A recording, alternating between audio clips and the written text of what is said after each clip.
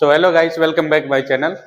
आज हम आपको बताने वाले हैं रसायन विज्ञान का जो एग्जाम पेपर 2025 में हुआ था उसी का सॉल्यूशन बताने वाले हैं।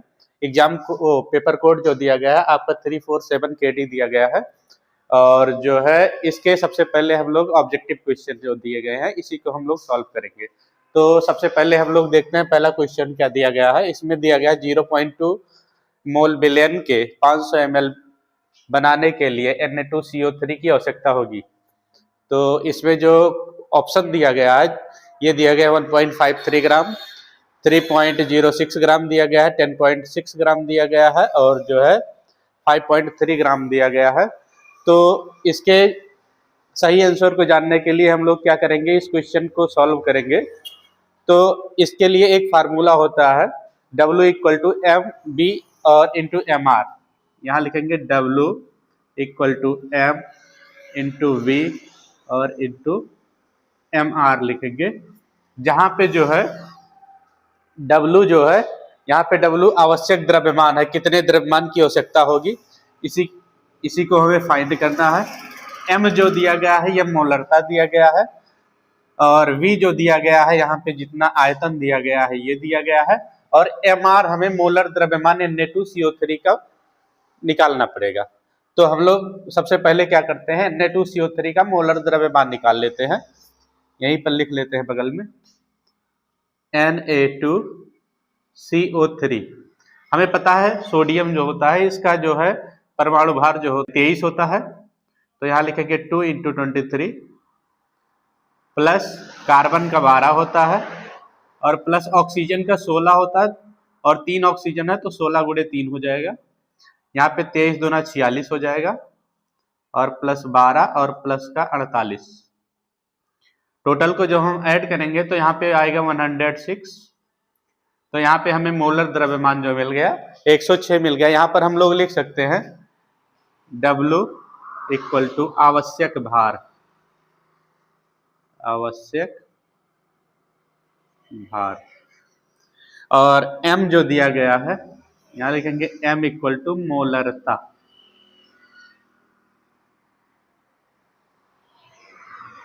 और उसके बाद MR जो हमने लिखा है ये MR है मोलर द्रव्यमान, मोलर द्रव्यमान। अब जो है हमें क्या क्या दिया गया है, यहाँ पे हमें दिया गया 0.2 मोल, M की वैल्यू दी गई है तो यहाँ 0.2 रखेंगे। आयतन हमें दिया गया है 500 ml, इसको लीटर में कन्वर्ट करेंगे तो यहाँ क्या हो जाएगा 500 और बटे 1000 डिवाइड करेंगे 1/2 आएगा और पॉइंट में चेंज करेंगे तो 0.5 हो जाएगा। तो इस तरीके से V की वैल्यू हम लोग क्या रख लेंगे, V की वैल्यू हम लोग रखेंगे 0.5 इंटू ये हमारा आया है कितना 106। उसके बाद हम लोग क्या करेंगे, इन तीनों का जैसे ही मल्टीप्लाई करेंगे यहाँ पे आ जाएगा 10.6 और इस तरीके से जो है हमारा सही ऑप्शन जो है ऑप्शन नंबर 3 है। और इस तरीके से जो है पहला क्वेश्चन हमारा जो है सॉल्व हो चुका है। अगला क्वेश्चन हम लोग देखेंगे, अगर आपको स्क्रीनशॉट लेना हो तो ले सकते हैं। तो अगला जो क्वेश्चन दिया गया है, दूसरा क्वेश्चन दिया गया है, इसमें लिखा है निम्नलिखित में से रंगहीन आयन होगा। तो सबसे पहले हम लोग जान लेते हैं कि रंगहीन आयन हम लोग कैसे जानते हैं। इन तत्वों में से हम सबका इलेक्ट्रॉनिक कॉन्फ़िगरेशन करते हैं जिनका जो है आउटर मोस्ट ऑर्बिटल जो होता है, बाह्यतम कोश जो होता है पूरी तरीके से भरा हुआ होता है, वो रंगहीन आयन प्रदर्शित करते हैं। और जिनका जो है आउटर मोस्ट शेल या बाह्यतम कोश जो है पूरी तरीके से भरा नहीं होता है, ऐसे तत्व जो होते हैं या ऐसे यौगिक जो होते हैं ये रंगीन आयन प्रदर्शित करते हैं। तो सबसे पहले हम लोग देखते हैं कि जो है यहाँ पे दिया गया है निकिल।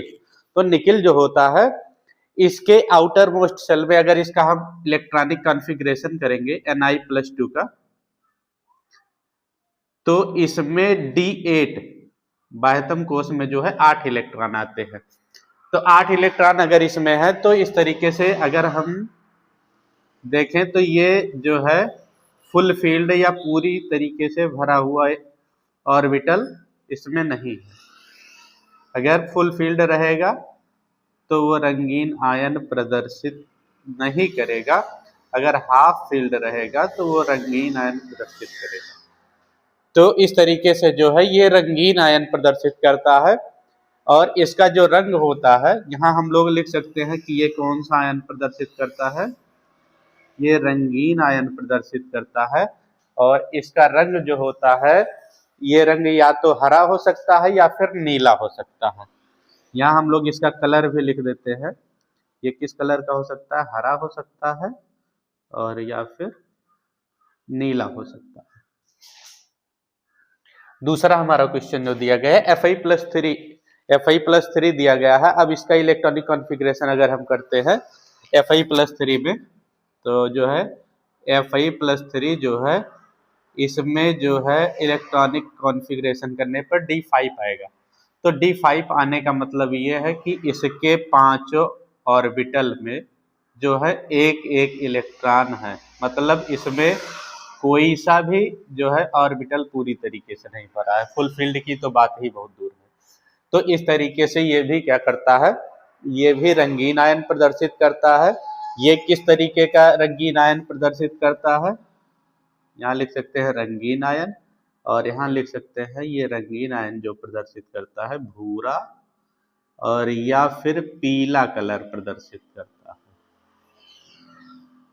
अर्थात ये भी सही ऑप्शन नहीं है, हमें रंगहीन आयन देखना है। रंगीन आयन ये सब प्रदर्शित कर रहे हैं। अगला हम लोग देखते हैं Cu+2 दिया गया है। तो Cu+2 जो है इसके आउटर मोस्ट शेल में 9 इलेक्ट्रॉन होते हैं। यहाँ पे हम लोग लिख सकते हैं Cu+2, इसके आउटर मोस्ट शेल में कितने होते हैं, यहाँ हम लिख सकते हैं D9, मतलब 9 इलेक्ट्रॉन होते हैं। तो अगर इसमें 5 ऑर्बिटल है तो इस तरीके से ये भी फुल फील्ड ऑर्बिटल नहीं है, क्योंकि लास्ट वाला जो इसमें ऑर्बिटल होगा ये जो है पूरी तरीके से भरा हुआ नहीं मिलेगा। 9 हो गया, ये लास्ट वाला हमारा खाली है। और इस तरीके से कह सकते हैं कि जो Cu+2 होता है ये भी क्या करता है, रंगीन आयन प्रदर्शित करता है। कैसा आयन, रंगीन आयन प्रदर्शित करता है। और रंग क्या होता है, यही वाला जो है, जो हरा और नीला। अब जो है एक लास्ट वाला ऑप्शन बचा हुआ है। अब अगर तीनों ऑप्शन सही नहीं है तो स्वाभाविक सी बात है ये चौथा ऑप्शन हमारा सही होगा। और जो Cu+1 होता है, Cu+1 जो होता है, इसके बाह्यतम कोश में d ऑर्बिटल में जो है 10 इलेक्ट्रॉन होते हैं। और इस तरीके से हम क्या कह सकते हैं कि इसका जो है आउटर मोस्ट ऑर्बिटल जो होता है या आउटर मोस्ट शेल जो होता है, इसके सभी ऑर्बिटल जो होते हैं ये क्या होते हैं, फुल फील्ड होते हैं। और इस तरीके से Cu+1 जो होता है ये रंगहीन आयन प्रदर्शित करता है। और हम लोग क्या कह सकते हैं कि ऑप्शन नंबर 4 जो है ये वाला जो है सही ऑप्शन है। और इस तरीके से हमारा दूसरा क्वेश्चन सॉल्व हो चुका है। अगर आपको स्क्रीनशॉट लेना हो तो आप ले सकते हैं। क्वेश्चन नंबर 3 जो दिया गया है ऑब्जेक्टिव वाला, इसमें कहा गया है संकर आयन NiCN4, इसका चार्ज जो दिया गया है x दिया गया है, इसमें हमें क्या करना है, x का मान ज्ञात करना है। तो इसका जो ऑप्शन दिया गया है, ऑप्शन तो हम लिखे नहीं, लिख लेते हैं एक बार। इसका ऑप्शन पहला जो दिया गया है 0 दिया गया है। और जो दूसरा ऑप्शन दिया गया है ये हमारा दिया गया है +2। दूसरा ऑप्शन क्या दिया गया है, +2। और तीसरा ऑप्शन जो दिया गया है ये -2 दिया गया है। और चौथा ऑप्शन जो दिया गया है ये 4 दिया गया है। चौथा ऑप्शन क्या दिया गया है, 4 दिया गया है। अब इसमें हम लोग देखते हैं कि सही ऑप्शन कौन सा है, सॉल्व करके हम लोग देखते हैं। तो यहाँ Ni है, Ni को x हम लोग मान लेंगे। और Cn जो होता है इसकी ऑक्सीकरण संख्या जो होती है -1 होती है। तो 4 Cn है तो इसकी ऑक्सीकरण संख्या -4 हो जाएगी। इक्वल टू यहाँ पर x दिया गया है तो x लिख लेंगे। और एक चीज हम लोग जानते हैं कि जो निकिल होता है इसकी सामान्य अवस्था में जो ऑक्सीकरण संख्या होती है वो 2 होती है। निकिल की सामान्य अवस्था में ऑक्सीकरण संख्या कितनी होती है, 2 होती है। इस तरीके से 4 में से 2 घटा देंगे तो यहाँ पे हमारा माइनस का 2 आ जाएगा और x की वैल्यू कितनी हो जाएगी, माइनस का 2 हो जाएगी। और इस तरीके से सही ऑप्शन जो है ये हमारा तीसरा वाला ऑप्शन सही है और क्वेश्चन हमारा सॉल्व हो चुका है। अगला हम लोग क्वेश्चन देखेंगे, स्क्रीनशॉट आप लोग ले लीजिए। चौथा क्वेश्चन हमारा जो दिया गया, अक्रिया CH3COCl प्लस H2 और जो है प्रेजेंट्स में हमें कराना है PDBASO4 और हमें बताना है कि इसका जो है प्रोडक्ट क्या बनेगा, उत्पाद क्या बनेगा। तो हम लोग देखते हैं यहाँ CH3COCl लिखा गया है, इसका हमें रिडक्शन कराना है तो ये वाला बॉन्ड हमारा ब्रेक हो जाएगा और यहाँ पे H जुड़ जाएगा और H यहाँ पे जुड़ जाएगा और साइड प्रोडक्ट के रूप में हमारा बन जाएगा HCl बन जाएगा और मेन प्रोडक्ट जो बनेगा CH3CHO बन जाएगा। यहाँ लिख सकते हैं CH3 और CHO। और अगर कहीं पर CHO फंक्शनल ग्रुप जुड़ा होता है तो उसे हम एल्डिहाइड के नाम से जानते हैं। इस तरीके से जो है ऑप्शन नंबर 2 जो है हमारा सही ऑप्शन है। आप लोग जो है स्क्रीनशॉट ले लीजिए। इस तरीके से जो है क्वेश्चन नंबर अगला हम लोग देखते हैं। इसमें दिया है CH3 का होल थ्राइज N एक है प्राथमिक अमीन, द्वितीयक अमीन, तृतीयक अमीन या इनमें से कोई नहीं। तो यहाँ और इसके साथ CH3 का होल थ्राइज लिखा है, इसका मतलब इसके साथ 3 जो जुड़ा हुआ है, क्या जुड़ा हुआ है, CH3 जुड़ा हुआ है। तो इस तरीके से इसमें हम लोग क्या करते हैं, 3 CH3 जोड़ देते हैं और यहाँ पे एक लोन पेयर इलेक्ट्रॉन है। और इसमें कहा गया है ये प्राथमिक अमीन है, द्वितीयक या फिर तृतीयक। तो इस तरीके से इसमें जो है नाइट्रोजन के साथ 3 एल्किल ग्रुप जुड़े हैं और इस तरीके से जो है ये जो है तृतीयक अमीन है और इस तरीके से जो है आंसर नंबर तीसरा सही है और स्क्रीनशॉट आप लोग ले लीजिए। अगला क्वेश्चन जो दिया गया है कि एस्कॉर्बिक अम्ल है विटामिन, एंजाइम, प्रोटीन और हार्मोन्स। तो एस्कॉर्बिक अम्ल जो होता है ये विटामिन सी में पाया जाता है, मतलब कह सकते हैं कि खट्टे पदार्थों में पाया जाता है। तो इस तरीके से हम लोग क्या कह सकते हैं कि इस एस्कॉर्बिक अम्ल क्या होता है, एक तरीके का विटामिन होता है जो क्या करता है, किसी भी जीव की कह सकते हैं या मनुष्य की कह सकते हैं रोग प्रतिरोधक क्षमता जो होता है ये बढ़ाता है। और दूसरी बात क्या होता है, ये हड्डियों को मजबूत रखता है। और इस तरीके से ऑप्शन नंबर जो 1 है हमारा विटामिन जो दिया गया है ये वाला सही ऑप्शन है। और जो है स्क्रीनशॉट लेना हो तो ले सकते हैं।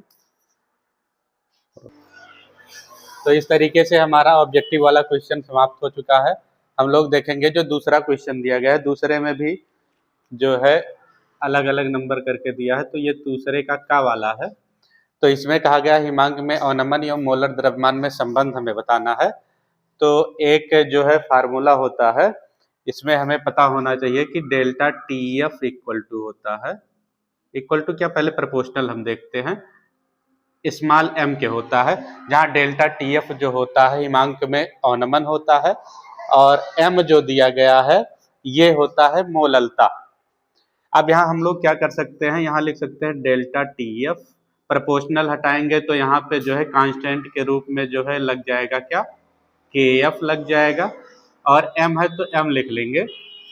और इस तरीके से हम लोग क्या करेंगे, यहाँ लिखेंगे delta TF equal to KF है तो KF लिखेंगे।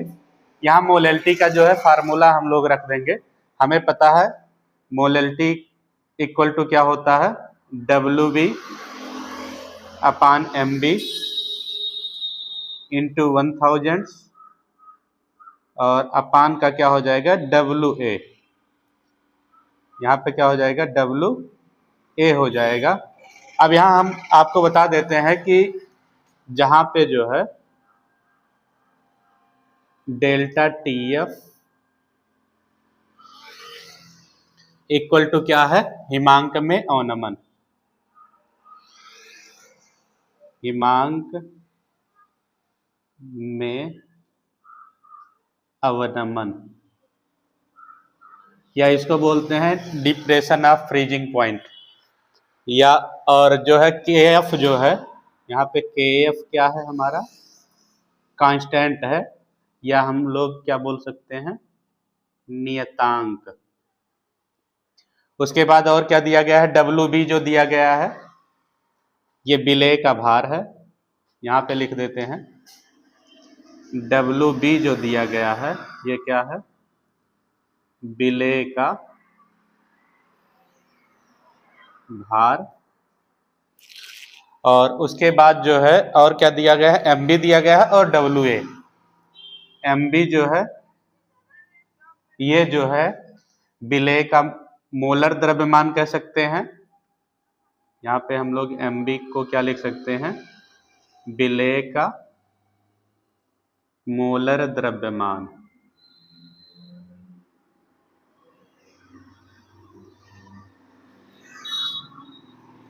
विलेय का मोलर द्रव्यमान हो गया। और WA बचा हुआ है। WA जो होता है ये होता है विलायक का भार, विलायक का भार। अब हमें जो है संबंध जो है हिमांक के अवनमन और मोलर द्रव्यमान में निकालना था। तो अगर आप चाहें तो MB को यहाँ भेज सकते हैं और डेल्टा TF को यहाँ भी ले जा सकते हैं। दोनों कंडीशन में आपका जो है आंसर सही माना जाएगा। और इस तरीके से जो है हमारा दूसरे का जो है का वाला जो है वो संपन्न हो चुका है स्क्रीन। तो जो है हम लोग अगले क्वेश्चन में देखेंगे कि अम्लीय एवं क्षारीय माध्यमों में KMnO4 का तुल्यांकी भार भिन्न होता है, क्यों? इसका हमें रीजन बताना है। तो सबसे पहले हम लोग क्या जानेंगे कि जो KMnO4 का तुल्यांकी भार होता है वो इस बात पर निर्भर करता है कि जो मैग्नीज आयन होता है वो कितने परमाणु दान करता है, अथवा क्या करता है, कितने इलेक्ट्रॉन का दान करता है या कितने इलेक्ट्रॉन ग्रहण करता है। इस बात पर निर्भर करता है कि जो है अम्लीय एवं क्षारीय माध्यमों में तुल्यांकी भार भिन्न होता है। तो हम लोग यहाँ पे क्या लिख सकते हैं कि KMnO4, यहाँ हम लोग लिख सकते हैं KMnO4 का तुल्यांकी भार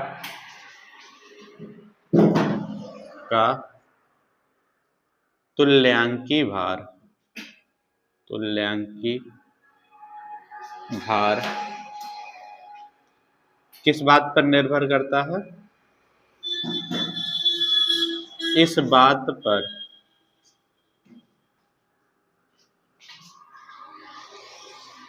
निर्भर करता है, इस बात पर निर्भर करता है कि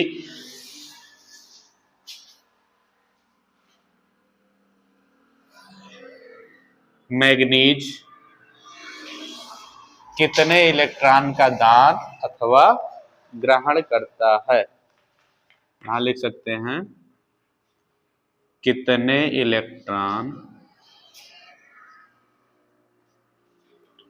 दान अथवा ग्रहण करता है।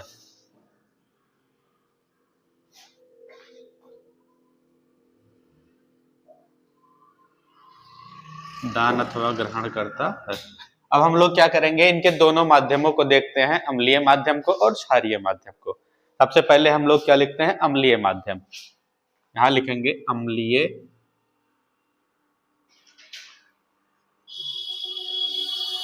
माध्यम। सबसे पहले हम लोग देखेंगे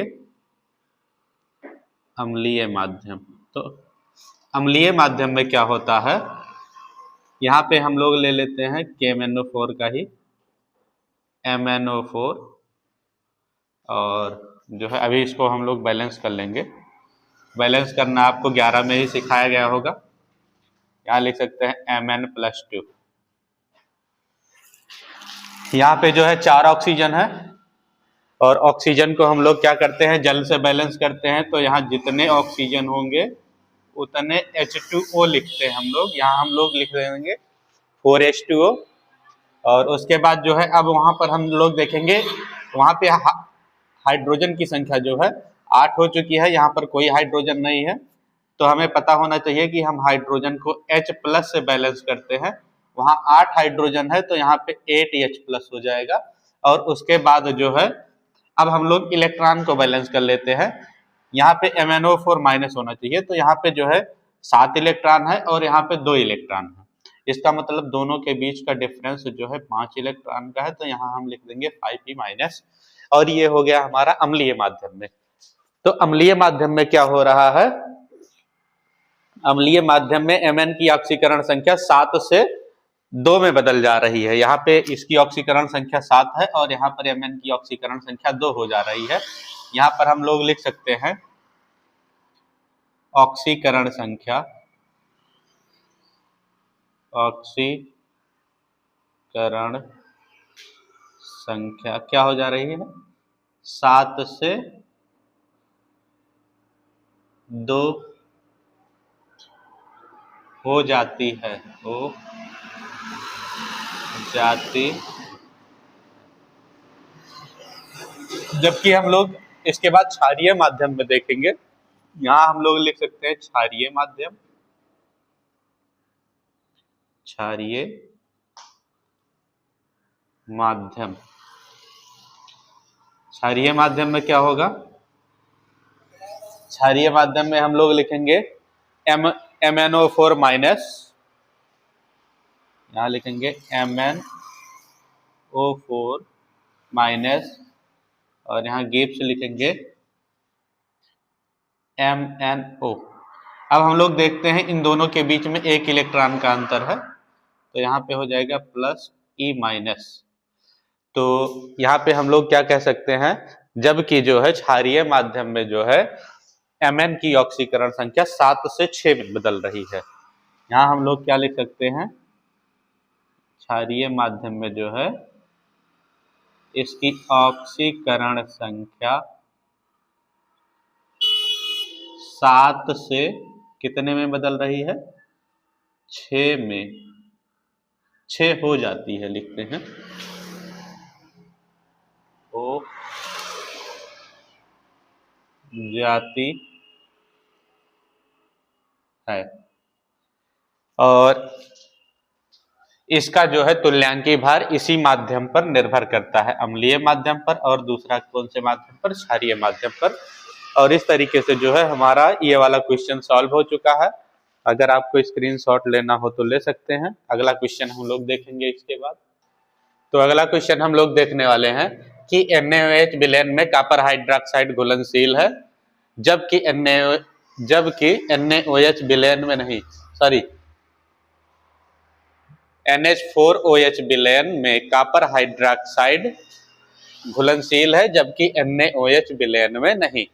तो हमें बताना है कि कॉपर हाइड्रोक्साइड जो है ये जो है सोडियम अमोनियम हाइड्रोक्साइड में घुल जाता है, और जबकि सोडियम हाइड्रोक्साइड में नहीं घुलता है। क्यों? इसका रीजन होता है कि जो कॉपर हाइड्रोक्साइड होता है ये NaOH में मिलाने पर क्या होता है, सहसंयोजी बंध बनाता है, जबकि जो है NaOH जो है ये NH4OH में मिलाने पर क्या होता है, आयनिक बंध बनाता है, जिसके कारण जो है कॉपर हाइड्रोक्साइड NH4OH में घुलनशील है, और जबकि NaOH जो है NH4OH में घुलनशील नहीं है।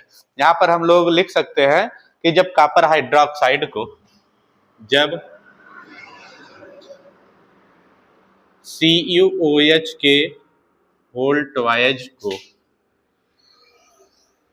NH4OH विलयन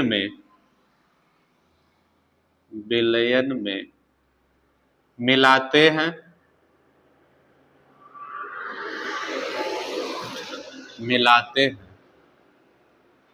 तो आसानी से घुल जाता है,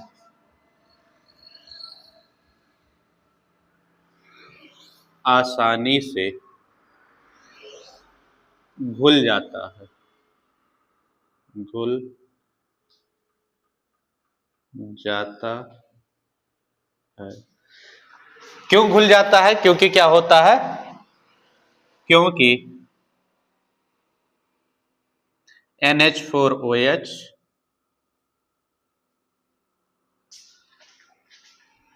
CuOH के होल ट्वाइस से मतलब कॉपर हाइड्रोक्साइड से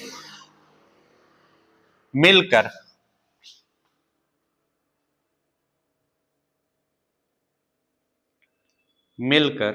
सहसंयोजी बंध बनाता है। क्या बनाता है? सहसंयोजी बंध बनाता है।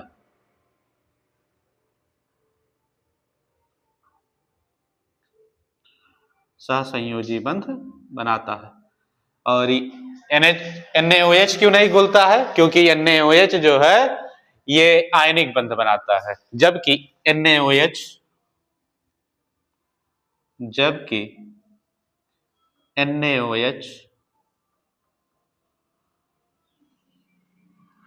घुलनशील नहीं है। घुलनशील नहीं है क्योंकि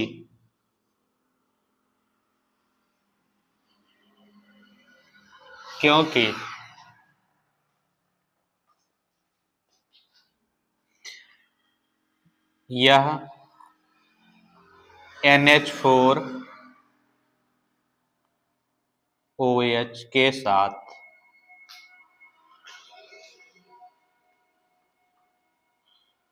आयनिक बंध बनाता है।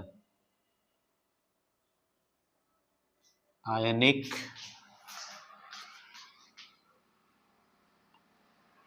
बंध बनाता है। और इस तरीके से जो है हमारा इस क्वेश्चन का जो है आंसर कंप्लीट हो चुका है। अगला क्वेश्चन दिया गया है, निम्नलिखित समीकरण को पूर्ण कीजिए। तो इसमें समीकरण में दिया है CH3 CHBr, CH3 को जो है एल्कोहलिक के OH के साथ गर्म करना है। तो जैसे ही हम लोग क्या करेंगे, CH3 CHBr को एल्कोहलिक कंपाउंड के साथ गर्म करेंगे, एल्कोहलिक के OH के साथ, तो होगा क्या, यहाँ से Br जो है रिमूव हो जाएगा और यहाँ पर CH3 है और यहाँ पर भी CH3 है। तो दोनों में से किसी एक में से एक हाइड्रोजन को हम रिमूव कर लेंगे। तो यहाँ से हम हाइड्रोजन को निकाल लेते हैं और ये Br, तो यहाँ पे जो है साइड प्रोडक्ट के रूप में हमारा बन जाएगा HBr बन जाएगा। और मेन प्रोडक्ट जो बनेगा, यहाँ पे CH3 था, एक हाइड्रोजन रिमूव हो चुका है, तो यहाँ पे बचा हुआ है CH2। यहाँ हम लोग लिखेंगे CH2 और यहाँ पे हमारे पास बचा हुआ है CH और यहाँ पे बचा हुआ है CH3। अब यहाँ पर जो है CH2 की बैलेंसी जो है कंप्लीट नहीं है इस कार्बन वाले की, तो यहाँ पे हम लोग डबल बॉन्ड लगा देंगे। इस तरीके से जो है जैसे ही हम लोग क्या करते हैं, CH3 CHBr CH3 का रिएक्शन जो है एल्कोहलिक के OH के साथ कराते हैं, तो हमें प्राप्त होता है क्या, एल्कीन, या फिर हम लोग कह सकते हैं प्रोपीन प्राप्त होता है। और प्रोपीन का रिएक्शन जो है जैसे ही हम HBr के साथ कराते हैं तो जो हमें प्रोडक्ट प्राप्त होता है, ये वाला बॉन्ड टूट जाएगा और फिर से यहाँ पर हाइड्रोजन और यहाँ पे Br जुड़ जाएगा और इस तरीके से हमें प्राप्त होगा फिर से क्या, CH3 CH और उसके बाद प्राप्त होगा Br और यहाँ पे हो जाएगा CH3। मतलब जो कंपाउंड हम यहाँ पर लिए हुए थे वही कंपाउंड हमें पूरा से हमें प्राप्त हो जाता है और इस तरीके से ये रिएक्शन हमारा कंप्लीट हो गया। अगला क्वेश्चन दिया गया है, एथिल अल्कोहल व जल के मिश्रण में 54% जल है, एथिल अल्कोहल व जल का मोल प्रभाव ज्ञात कीजिए। तो हमें पता है कि प्रतिशत हमेशा 100 में होता है। यहाँ पर 54% जल का मतलब हो गया कि यहाँ पर 54 ग्राम जो दिया गया है ये जल दिया गया है और प्रतिशत 100 का होता है, हम लोग 100 ग्राम में इसको भी लेकर चलेंगे। तो अगर 100 में से हम 54 घटा देते हैं तो यहाँ पे आ जाएगा 46 ग्राम, अर्थात क्या है 46 ग्राम जो दिया गया है ये दिया गया है C2H5OH, जिसको हम एथिल अल्कोहल कहते हैं। तो अभी ये हमारा भार दिया गया है और हमें मोल प्रभाज का फार्मूला पता है कि जो है यहाँ पे हम लोग लिखेंगे विलेय का मोल प्रभाज, विलेय का मोल प्रभाज बराबर क्या होता है, N B upon N A plus N B, जहां पर जो है एन बी जो है विलेय के मोलों की संख्या है, एन ए जो है विलायक के मोलों की संख्या है।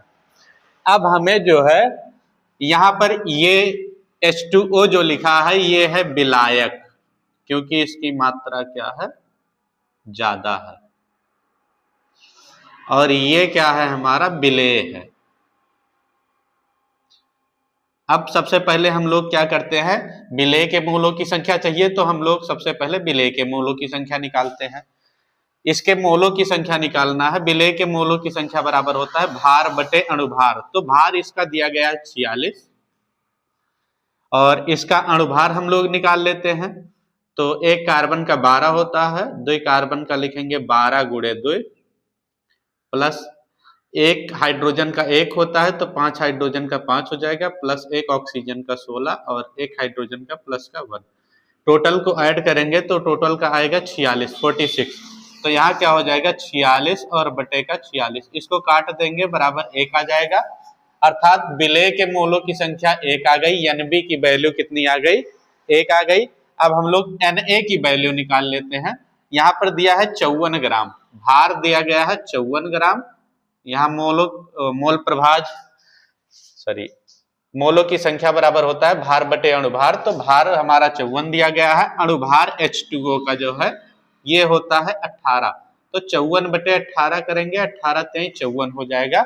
इस तरीके से जो है विलायक का जो है विलायक के मोलों की संख्या आ गई 3 और विलेय के 1। तो यहाँ पे जो है हम लोग रखेंगे विलेय के मोलों की संख्या बराबर यहाँ 1 और बटे विलेय प्लस विलायक के, तो विलेय के मोलों की संख्या 1 है और विलायक के मोलों की संख्या 3 है, बराबर 1 बटे 4 हो जाएगा। इसको पॉइंट में कन्वर्ट करेंगे तो 0.25 आएगा। और इस तरीके से जो है हमें मिल गया किसका, जल का मोल प्रभाज। विलायक हमारा क्या है, जल है, जल का मोल प्रभाज मिल गया। अब हम लोग जो है विलेय का मोल प्रभाज हम लोग निकाले हैं, तो विलेय जो है हमारा C2H5OH है, C2H5OH का मोल प्रभाज मिल गया। अब हमें निकालना है विलायक का मोल प्रभाज। एक चीज हम ध्यान रखेंगे कि जिसका हम मोल प्रभाज निकालते हैं फार्मूले में उसको हम हमेशा ऊपर रखते हैं। अब की बार हमें निकालना है विलायक का मोल प्रभाज, तो हम विलायक को अर्थात Na को ऊपर रखेंगे। तो यहाँ लिखेंगे विलायक का मोल प्रभाज, लिख ही देते हैं, विलायक का मोल प्रभाज। तो विलायक का मोल प्रभाज, विलायक के मोलों की संख्या को हम लोग ऊपर रखेंगे Na को, और अपान Na प्लस Nb ये तो रहेगा ही, Na प्लस Nb। अब यहाँ Na हमारा कितना दिया गया है, विलायक के मोलों की संख्या 3 मोल आया है, तो यहाँ पे हम लोग 3 लिखेंगे, बटे विलेय का 1 आया है, यहाँ पे 1 लिखेंगे, और विलायक का जो है 3 था 3, तो यहाँ हो जाएगा 3 बटे 4 हो जाएगा। इसको जब काटेंगे तो ये आ जाएगा 0.75 के आसपास आएगा। और इस तरीके से जो है हमारा विलायक का मोल प्रभाज ये निकल आया, और ये हमारा मिल गया विलेय का मोल प्रभाज, और क्वेश्चन हमारा सॉल्व हो चुका है। अगर आपको स्क्रीनशॉट लेना हो तो ले सकते हैं। अगला क्वेश्चन हमारा दिया गया है कि निम्नलिखित अपक्रियाओं के समीकरण। तो इसमें जो पहला आपको दिया गया है, यहाँ लिखा है तन्व HNO3 की क्रिया। तो हमें क्या करना है, HNO3 लेना है और इसकी क्रिया जो है फिनॉल से करानी है। यहाँ हम सबसे पहले लिखते हैं फिनॉल, ये हो गया फिनॉल, और इसकी अपक्रिया जो है किसके साथ करानी है, HNO3 से। और जैसे ही हम लोग जो है HNO3 से कराएंगे, इसकी अपक्रिया जो है NaOH की उपस्थिति में करानी है, नहीं सही है, NaOH की उपस्थिति में दूसरा वाला कराना है। पहला हम लोग ये देख लेते हैं। तो जैसे ही हम लोग कराएंगे तो इसमें क्या होता है, या तो आर्थो से हाइड्रोजन विस्थापित होता है या फिर पैरा से विस्थापित होता है। तो अगर आर्थो से विस्थापित होगा तो यहाँ से क्या होगा, एक हाइड्रोजन यहाँ से इसके साथ जुड़ जाएगा, H2 बन जाएगा, और एक ऑक्सीजन जुड़ जाएगा, तो यहाँ साइड प्रोडक्ट के रूप में बन जाएगा H2O बन जाएगा, और मेन प्रोडक्ट हमारा बनेगा बेंजीन। ऊपर OH जुड़ा है तो OH जोड़ देंगे, और यहाँ पे बचा क्या है हमारे पास, यहाँ से H निकल चुका है, यहाँ पर बचा है NO2 बचा है, क्योंकि एक ऑक्सीजन मिलकर जल बना चुका है, तो यहाँ पे जो है NO2 जोड़ देंगे, तो ये आर्थोनाइट्रोफिनॉल बन जाएगा। और अगर पैरा से हमारा हाइड्रोजन विस्थापित होता है तो फिर वही बनेगा H और O मिलके फिर H2O बनेगा, और उसके बाद जो है ये NO2 जो है पैरा साइड पे जुड़ जाएगा, और दूसरा प्रोडक्ट हमारा बनेगा OH यहाँ जुड़ेगा, और NO2 अब की बार आर्थो के बजाय जो है पैरा पे जुड़ जाएगा, और इसकी मात्रा कम बनती है और इसकी मात्रा जो है अधिक बनती है। और एक चीज आपको और भी बता दें कि इस अभिक्रिया का नाम है, क्या नाम है, नाइट्रीकरण। और जो है हमारा रिएक्शन पहला वाला कंप्लीट हुआ है, इसके बाद हम लोग दूसरा देखते हैं, और अगर नहीं दिखाई दे रहा होगा तो हो सकता है दूसरे पेज पर भी जाना पड़े। तो जो है हम लोग जो है फिनाल की अभिक्रिया जलीय NaOH की उपस्थिति में जो है क्लोरोफॉर्म के साथ कराएंगे। तो यहाँ पे हम लोग क्या लिखेंगे, सबसे पहले फिनॉल लिखते हैं, फिनॉल। यहाँ पे हम लोग लिखेंगे फिनॉल, और जो है इसकी अभिक्रिया हमें किसके साथ करानी है, इसकी अभिक्रिया हमें करानी है जलीय NaOH के साथ करानी है। तो यहाँ पे हम लोग क्या लिखेंगे, पहले क्लोरोफॉर्म लिख लेते हैं। तो यहाँ क्लोरोफॉर्म का फार्मूला लिखेंगे CH और Cl3। हम लोग कुछ इस तरीके से लिख देते हैं क्योंकि हो सकता है अभी इसकी जरूरत पड़ जाए। और NaOH हमें लेना है, जलीय NaOH। तो एक चीज और भी ध्यान देंगे, जितने Cl यहाँ पे हैं उतना हमें लेना है NaOH। NaOH हमें कैठू लेना है 3 मोल। तो आप चाहे 3 बार लिख लीजिए या आगे 3 लगा लीजिए, ये हम आपको समझाने के लिए जो है 3 बार लिख दे रहे हैं। और अब इसमें क्या होगा, यहां से 3 Cl जो है 3 Na के साथ जुड़ जाएगा, और साइड प्रोडक्ट के रूप में हमारा बन जाएगा 3 NaCl। यहाँ पे बनेगा 3 NaCl, साइड प्रोडक्ट के रूप में बनेगा। और उसके बाद क्या बनेगा, यहाँ पे यहां से निकल जाएगा H, एक H निकलेगा, और 3 H पहले से यहाँ है, तो टोटल हमारे पास 4 H हो गए। 4 H 2 ऑक्सीजन के साथ जुड़कर जो है यहाँ पे बना लेगा 2H2O। इस तरीके से हमारे 2 साइड प्रोडक्ट बनेंगे, NaCl 3 मोल बनेगा, और उसके बाद जो है H2O कितना बनेगा, 2 मोल बनेगा। अब हमारे पास बचा क्या, फिनाल बचा है और C बचा हुआ है। तो ये C जो है इस OH के साथ जुड़ जाएगा, और इस तरीके से जो है हमारा क्या बन जाएगा, पहले हम लोग बना लेते हैं बेंजीन, और इसके साथ C जुड़ जाएगा और OH के साथ, और बन गया हमारा क्या, CHO। अर्थात हम लोग क्या कह सकते हैं कि मेन प्रोडक्ट के रूप में हमारा बेंजीन एल्डिहाइड प्राप्त होता है। और इस तरीके से दोनों अभिक्रिया हमारी क्या हो जाती है, कंप्लीट हो जाती है। आप लोग स्क्रीनशॉट ले लीजिए। अगला क्वेश्चन हमारा दिया गया है कि विटामिनों का वर्गीकरण किस प्रकार किया गया है। रक्त के थक्के जमने के लिए उत्तरदायी विटामिन का नाम लिखना है। तो सबसे पहली बात जो है, विटामिन का वर्गीकरण जो है अगर विलेयता के आधार पर देखा जाए तो 2 प्रकार से किया गया है। एक होता है वसा में घुलनशील विटामिन, और दूसरा होता है जल में घुलनशील विटामिन। तो यहाँ पर हम लोग क्या लिखेंगे, विलेयता के आधार पर, विलेयता के आधार पर, विलेयता के आधार पर विटामिन को विटामिन को दो भागों में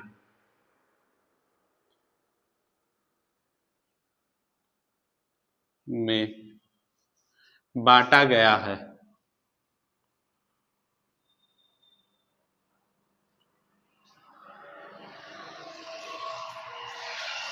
दो भागों में बांटा गया है। पहला क्या है? नंबर 1 हम लोग लिखेंगे वसा में घुलनशील विटामिन। वसा में घुलनशील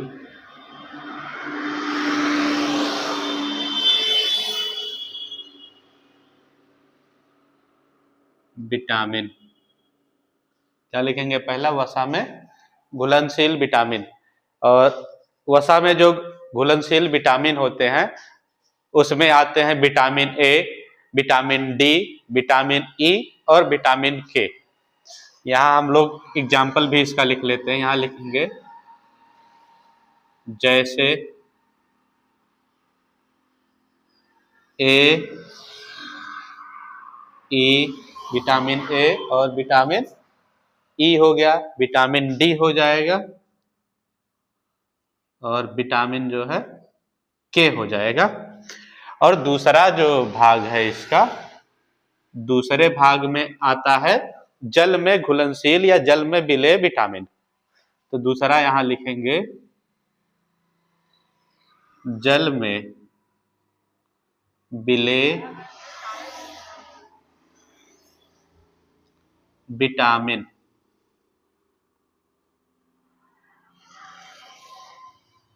जल में विलेय विटामिन।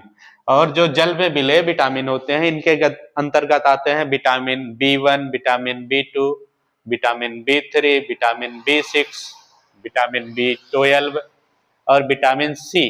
ये सब जो होते हैं ये जल में घुलनशील विटामिन होते हैं। यहाँ इनका एग्जाम्पल हम लोग क्या लिखेंगे? यहाँ लिखेंगे जैसे आएगा इसमें क्या? Vitamin B1, B2, B3, B6, B12 और क्या आएगा लास्ट वाला एक, और जो होता है विटामिन सी। विटामिन सी ये जो है ये जल में घुलनशील या विलेय कह सकते हैं विटामिन है।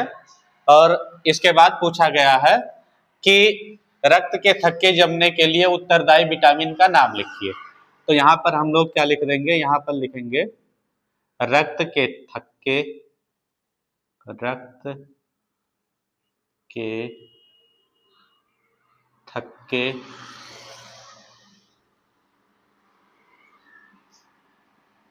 जमने के लिए,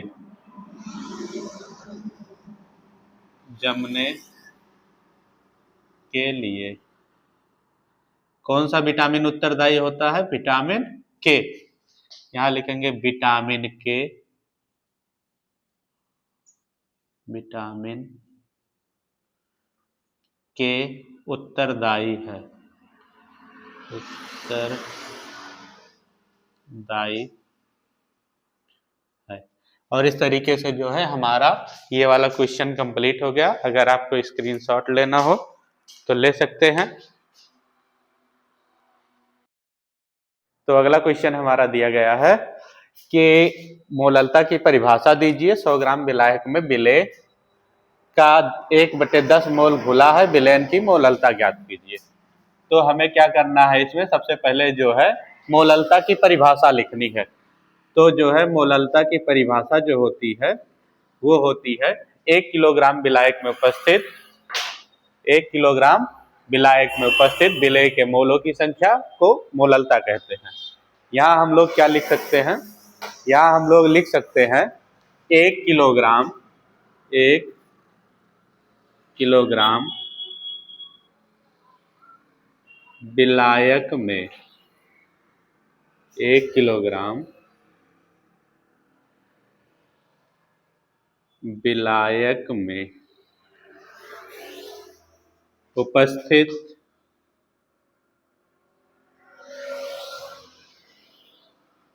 विलेय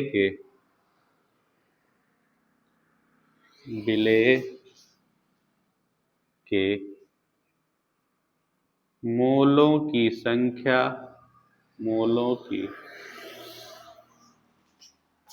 संख्या क्या कहलाती है?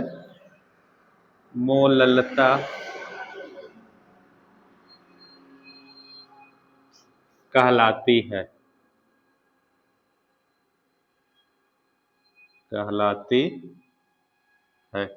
आपको पता होगा कि मोललता जो होता है इसे हम जो है स्मॉल m से प्रदर्शित करते हैं। इसे हम लोग स्मॉल m से प्रदर्शित करते हैं। इसका फार्मूला होता है मोललता का जो है, यहां हम लोग लिखेंगे कि मोललता बराबर विलेय के मोलों की संख्या, विलेय के मोलों की संख्या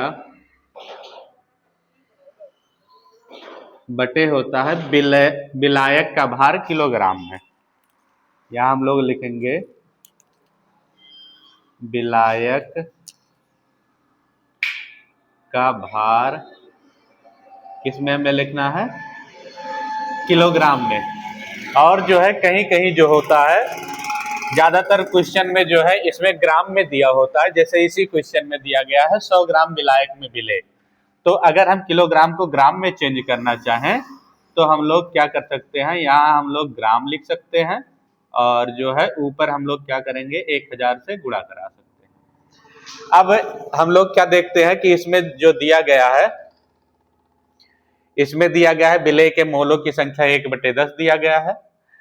एक काम करते हैं, इसको जो है हम लोग किस में चेंज कर लेते हैं, इसको जो है हम लोग चेंज कर लेते हैं 1/10 जो दिया गया है, इसको ये जो 1/10 दिया है इसको हम लोग दशमलव में बदल लेते हैं। यहाँ विलेय के मोलों की संख्या जो दिया गया है, यहाँ लिख सकते हैं मोलों की संख्या कितना दिया है 1/10। इसको दशमलव में बदलेंगे तो 0.1 आएगा।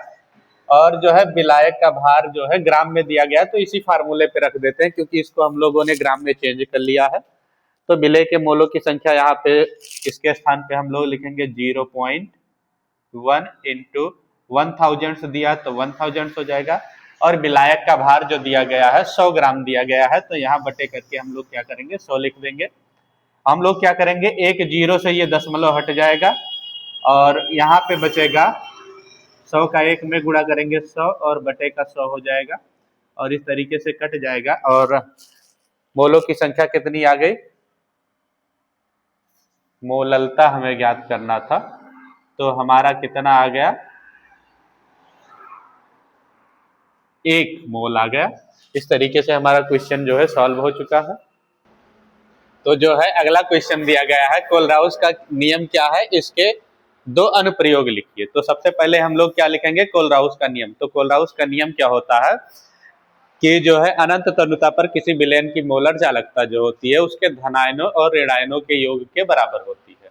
क्या होता है, किसी अनंत तनुता पर किसी विलयन की मोलर चालकता उसके धन आयनों और ऋण आयनों के योग के बराबर होती है। तो यहाँ पर हम लोग क्या लिखेंगे, इसका आंसर जो लिखेंगे हम लोग यहाँ लिखेंगे अनंत तनुता पर, अनंत तनुता पर किसी विलयन की, किसी विलयन की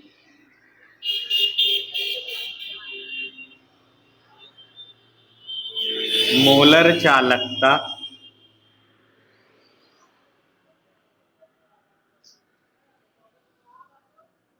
किसी विलयन की मोलर चालकता उसके धन आयनों उसके धन आयनों एवं ऋण आयनों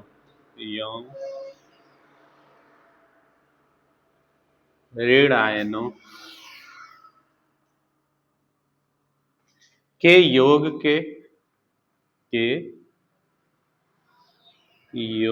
के बराबर होता है।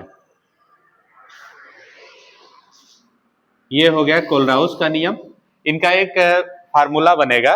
अनंत तनुता पर हमें दिखाना है तो यहाँ हम लिखेंगे लैम्डा इनफाइनाइट, और इसकी मोलर चालकता है तो आप यहाँ पे m भी लिख सकते हैं। ये किसके बराबर होता है? इसके धन आयनों और ऋण आयनों के योग के बराबर होता है। तो यहाँ हम लिखेंगे लैम्डा इनफाइनाइट प्लस, मतलब धन आयनों का योग, और प्लस जो है लैम्डा इनफाइनाइट हम लोग लिखेंगे माइनस। यानी कि अनंत तनुता पर किसी विलयन की मोलर चालकता उसके धन आयनों और उसके ऋण आयनों के योग के क्या होता है? बराबर होता है। ये हो गया कोलराउस का नियम। अब इसके बाद जो है हम लोग लिखेंगे कोलराउस के नियम के अनुप्रयोग। यहाँ हम लोग लिखेंगे अनुप्रयोग। क्या लिखेंगे? अनुप्रयोग। अनुप्रयोग में हम लोग सबसे पहले क्या लिखेंगे कि कोलराउस का जो है सबसे पहला जो अनुप्रयोग है इलेक्ट्रोडों की चालकता ज्ञात करने पे, या हम लोग कह सकते हैं कि कमजोर इलेक्ट्रोडों की चालकता ज्ञात करने में। तो सबसे पहले हम लोग लिखेंगे कमजोर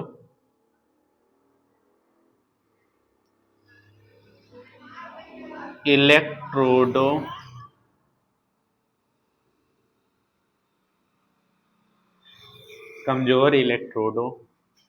की चालकता ज्ञात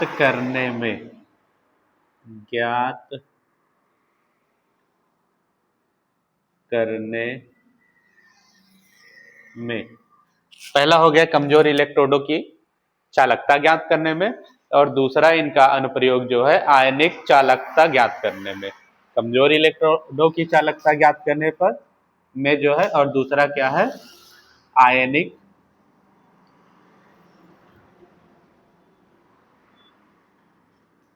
चालकता ज्ञात करने में।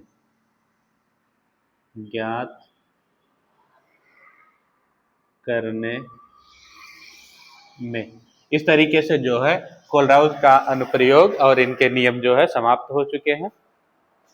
अगला क्वेश्चन जो हमारा दिया गया है, ये दिया गया है एक प्रथम कोटि की अभिक्रिया के लिए वेग स्थिरांक 60 सेकंड इनवर्स है।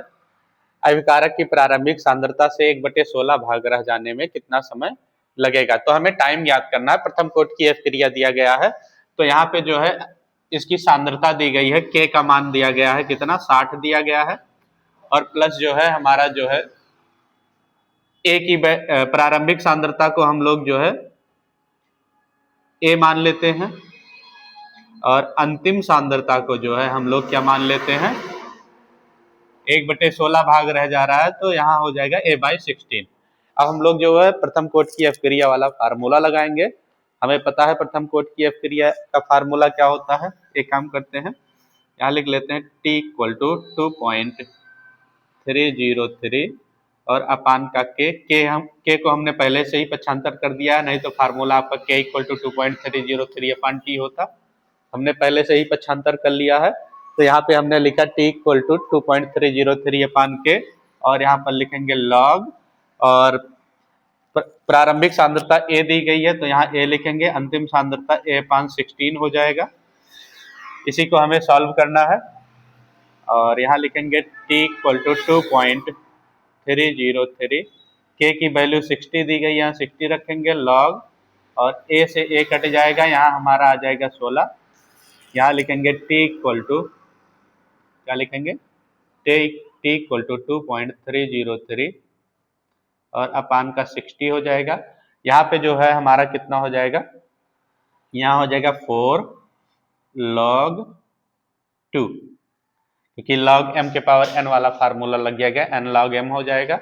यहाँ लिखेंगे हम लोग T इक्वल टू 2.303/60 और 4 है तो यहाँ पे 4 ही रहेगा, इंटू 4 कर देते हैं और इंटू log 2 की वैल्यू जो होती है ये होती है, कितनी होती है 0.301।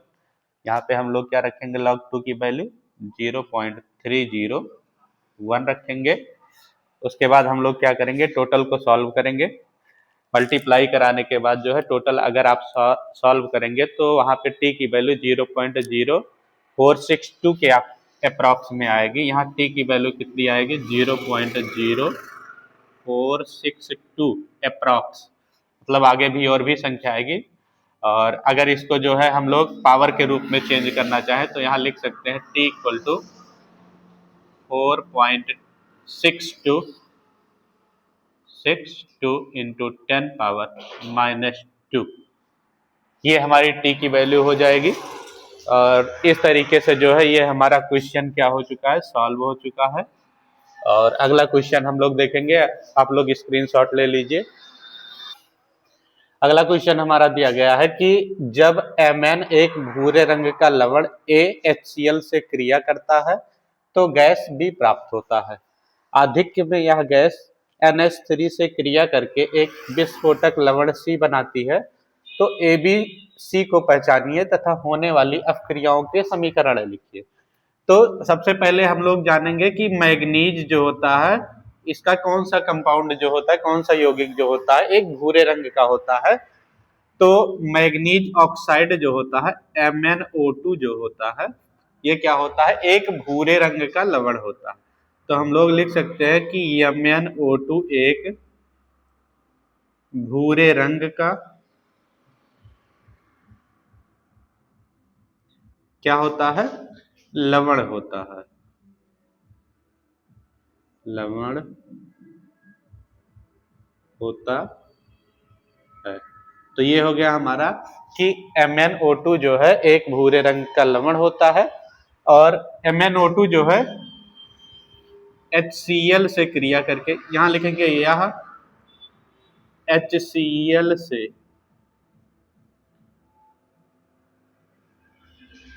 क्रिया करके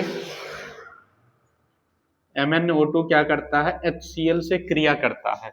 और जब HCl से क्रिया करता है तो यहाँ पर जो है क्लोरीन गैस जो है, क्लोरीन गैस का निर्माण करता है। यहाँ क्या करेगा, क्लोरीन गैस का निर्माण करता है।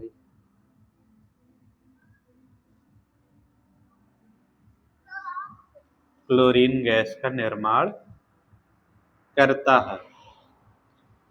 यहाँ जो है क्लोरीन गैस का निर्माण हो गया।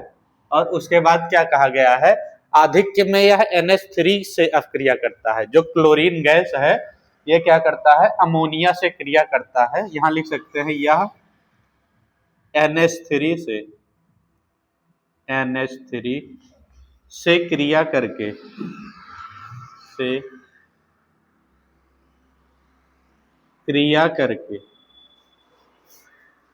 जब जो है क्लोरीन गैस NH3 से क्रिया करती है तो एक विस्फोटक जो है कंपाउंड बनाती है जिसका नाम है NCl3।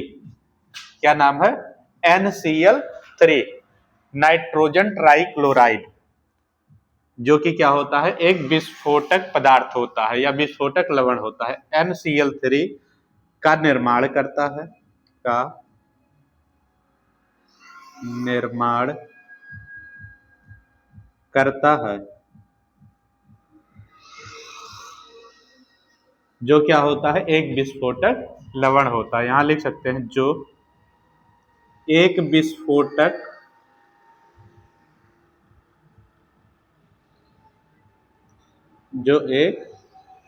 विस्फोटक लवण होता है,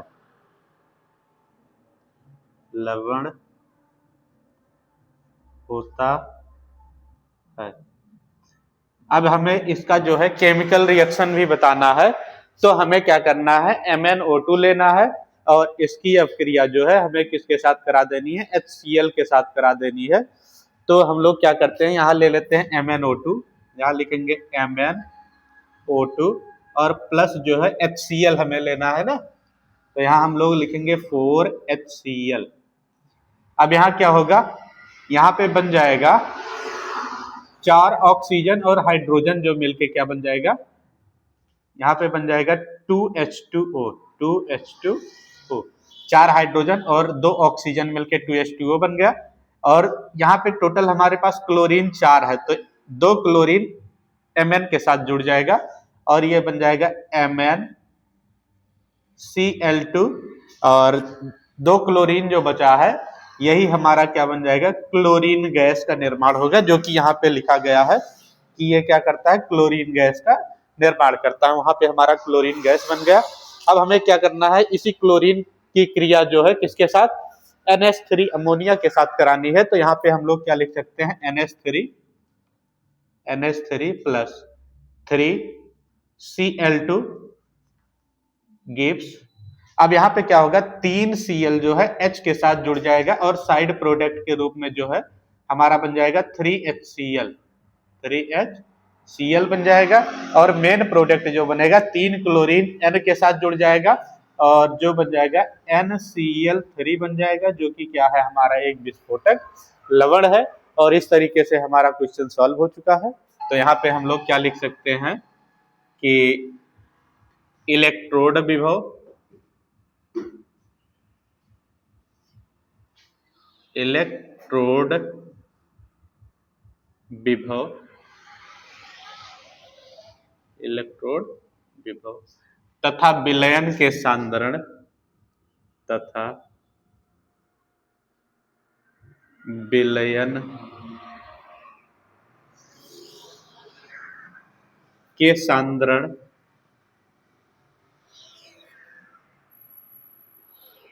विलयन के सांद्रण के मध्य संबंध दर्शाने वाले, सांद्रण के मध्य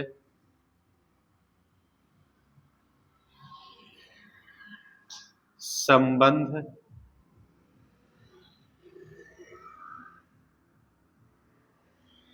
बताने वाले समीकरण को, बताने वाले समीकरण को, वाले समीकरण को क्या कहते हैं, नर्स समीकरण को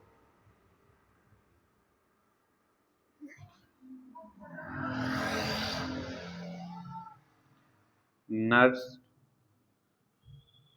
समीकरण कहते हैं, कहते हैं। अब हमें क्या करना है, मानक इलेक्ट्रोड विभव तथा इलेक्ट्रोड विभव के बीच में हमें एक संबंध बताना है। तो यहाँ पे हम लोग क्या लिख सकते हैं, E equal to E naught, क्या लिख सकते हैं, E equal to E naught minus 2.303 minus 2.303 upon NF, और यहाँ हो जाएगा RT, यहाँ क्या हो जाएगा RT। और उसके बाद हम लोग क्या लिखेंगे, लॉग, उसके बाद क्या लिखेंगे, लॉग बेस 10 के रूप में हमें लिखना है। तो यहाँ हम लोग लिखेंगे लॉग, आप सफिशिएंट में बेस 10 भी लिख सकते हैं, और इनटू के यहाँ क्या हो जाएगा 1 अपान M प्लस, ये हमारा क्या होता है, इलेक्ट्रोड विभव तथा मानक इलेक्ट्रोड विभव के बीच में जो है संबंध दर्शाने का हमारा क्या होता है, फार्मूला होता है। आपको पता होना चाहिए कि जहां पर जो है R, यहाँ पे पहले तो हम लोग E को जानेंगे। E जो होता है ये इलेक्ट्रोड विभव होता है। यहाँ हम लोग लिख सकते हैं कि जहां E बराबर इलेक्ट्रोड विभव, इलेक्ट्रोड विभव, E बराबर क्या है, इलेक्ट्रोड विभव, E नॉट बराबर होता है मानक इलेक्ट्रोड विभव, मानक इलेक्ट्रोड विभव। E और E नॉट हमारा हो गया, अब हमारे पास क्या बचा है, आर और टी बचा हुआ है। तो यहाँ लिखेंगे आर इक्वल टू, आर को हम लोग क्या कहते हैं, गैस नियतांक। आर को हम लोग क्या बोलते हैं, गैस नियतांक। आर को हम लोग गैस नियतांक बोलते हैं। और कैपिटल टी को हम लोग क्या बोलेंगे, परमताप बोलेंगे। कैपिटल टी को क्या बोलेंगे, परमताप बोलेंगे। यहां हम लोग क्या लिख सकते हैं, कैपिटल टी इक्वल टू परम ताप। कैपिटल टी इक्वल टू क्या हो गया, परम ताप। अब हमारे पास एन बचा हुआ है और क्या बचा हुआ है, एफ बचा हुआ है। तो एन जो होता है इसमें प्रयुक्त इलेक्ट्रॉनों की संख्या होती है, और यहाँ पे हम कैपिटल एफ लिख सकते हैं। एन जो होता है क्या होता है, इलेक्ट्रॉनों की संख्या। यहाँ हम लिख सकते हैं एन बराबर इलेक्ट्रॉनों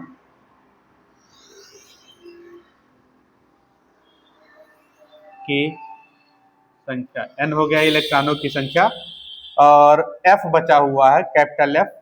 कैपिटल एफ इक्वल टू क्या होता है, फैराडे नियतांक। क्या होता है, फैराडे नियतांक। कैपिटल एफ को हम लोग क्या बोलते हैं, फैराडे नियतांक। और अब इसमें क्या बचा हुआ है, एम प्लस इक्वल टू विलयन में, विलयन में धातु आयन, धातु आयन की सांद्रता, की सांद्रता। और इस तरीके से जो है ये वाला हमारा क्वेश्चन कंप्लीट हो चुका है। तो अगला क्वेश्चन हमारा है, अवक्रिया की दर को समझाइए, अवक्रिया की कोटि को उदाहरण द्वारा स्पष्ट कीजिए। तो सबसे पहले हम लोग अवक्रिया की दर देखेंगे।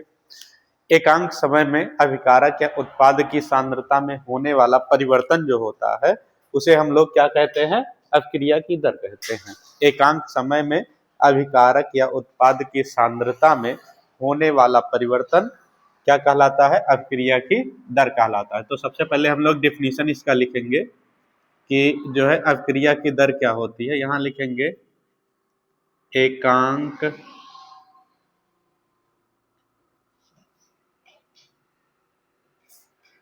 समय में, एकांक समय में अभिकारक, अभिकारक या उत्पाद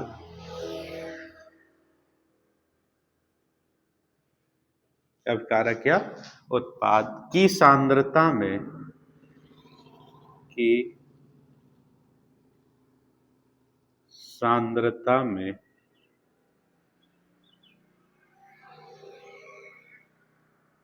होने वाला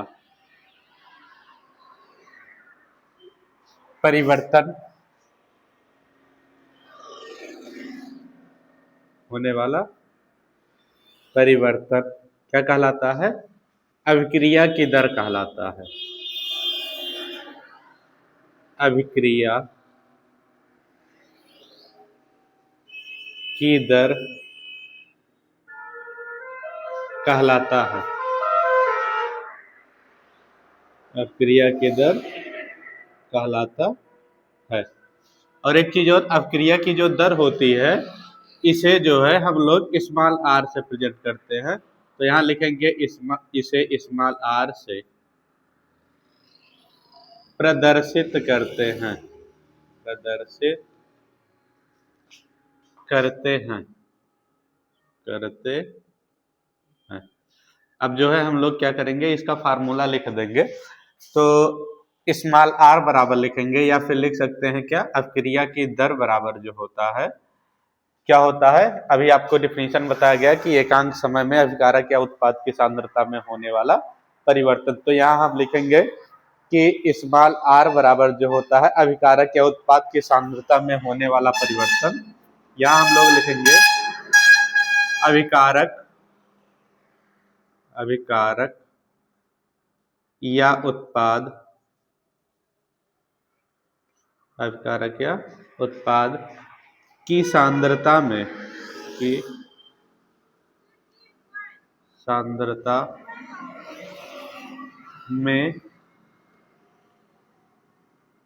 होने वाला परिवर्तन, अभिकारक या उत्पाद की सांद्रता में होने वाला परिवर्तन, और बटे क्या होता है, परिवर्तन में लगा समय, परिवर्तन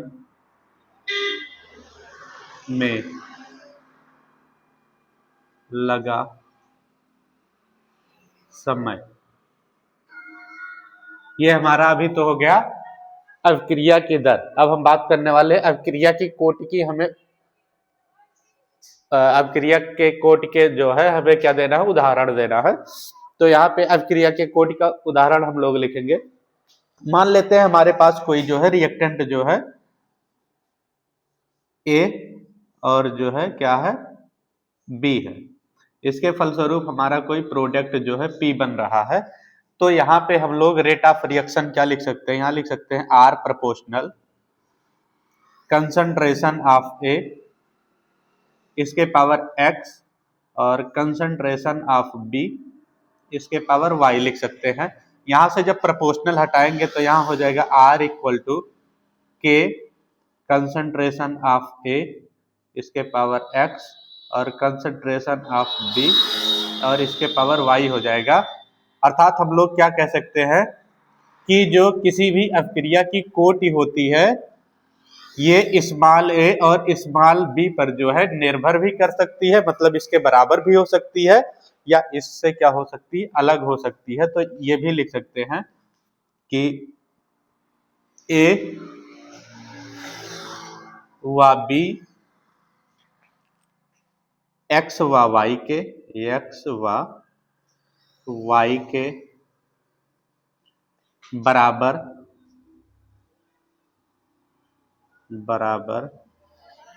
अथवा भिन्न हो सकती है, भिन्न हो सकती है। और इस तरीके से जो है हमारा क्वेश्चन जो है समाप्त हो गया है। स्क्रीनशॉट लेना हो ले लीजिए। तो जो है अगला क्वेश्चन हमारा दिया है, निम्न के आईयूपीएसी नाम लिखिए। तो हमें क्या करना है, इनके आईयूपीएसी नाम लिखना है। तो सबसे पहले इनका नाम लिखेंगे। आपको आईयूपीएसी नाम लिखना पता होना चाहिए। सबसे पहले हम जो ब्रैकेट के बाहर होते हैं उनका नाम लिखते हैं। तो यहाँ पे है पोटेशियम, यहाँ लिखेंगे हम लोग पोटेशियम, क्या लिखेंगे, पोटेशियम। उसके बाद जो है इसका नाम लिखा जाएगा, 4 आयोडीन है तो यहाँ पे 4 के लिए टेट्रा शब्द का प्रयोग किया जाता है। तो यहाँ लिखेंगे potassium tetra iodo, tetra iodo हो जाएगा। और Hg है, Hg के लिए हम लोग लिखेंगे मर्क्यूरेट, मर्क्यूरेट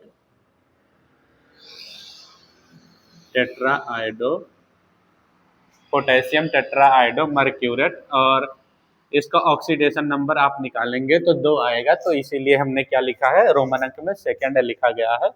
दूसरे का आईयूपीएसी नाम देखेंगे तो सबसे पहले हम लोग किसका नाम लिखेंगे, इसका नाम लिखेंगे। तो NH3 को एमीन बोला जाता है और 4 NH3 है तो 4 के लिए टेट्रा शब्द का यूज किया जाता है। तो यहाँ हम लोग क्या लिखेंगे, टेट्रा एमीन, टेट्रा एमीन। और उसके बाद जो है हमारे पास क्या है, कापर है। तो यहाँ पे हम लोग क्या लिखेंगे, कापर। और उसके बाद जो है हमारे पास कापर के बाद हम लोग इसका ऑक्सीडेशन नंबर लिखेंगे, 2 आएगा तो यहाँ पे सेकंड लिखेंगे। और SO4 है तो यहाँ पे हम लोग क्या लिखेंगे, सल्फेट, कापर सेकंड सल्फेट हो जाएगा। तीसरे का हम लोग जो है आईयूपीएसी नाम देखेंगे तो इसका पहले पोटेशियम लिखेंगे क्योंकि ब्रैकेट के बाहर है। यहाँ हम लोग लिखेंगे पोटेशियम, क्या लिखेंगे, पोटेशियम। उसके बाद हम लोग जो है लिगेंड का नाम लिखेंगे। 3 ऑक्जिलेट है तो 3 के लिए हम लोग ट्राई शब्द का प्रयोग करते हैं, तो यहाँ पे लिखेंगे ट्राई ऑक्सीलेट, ट्राई ऑक्सीलेट हो जाएगा। और उसके बाद एल है तो यहाँ पर हम लिखेंगे एल्यूमिनेट। क्या लिखेंगे? एल्यूमिनेट।